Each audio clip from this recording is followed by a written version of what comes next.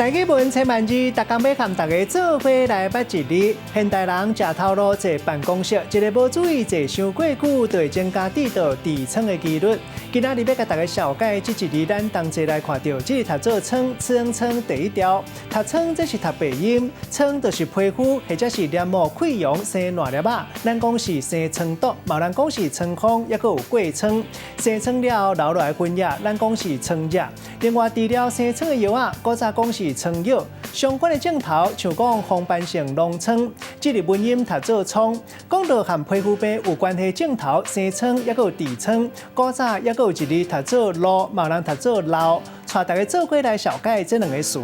头一个读做痔疮，意思是一款的症头，因为大肠头内底血管混化了后，分做外痔甲内痔。第二个词读做过疮，嘛人读做痼疮，又是痼癣。这个过就是一款的痼腺糖假生引起的皮肤病，皮肤会起青毛、会擦擦、会痒、会坏人，人讲是生过。另外，咱用一句话来举例，甲这两个词合做伙。比如讲，人讲细康若无补，大康就叫艰苦。秘诀是痔疮的掉头，千万唔通唔插伊。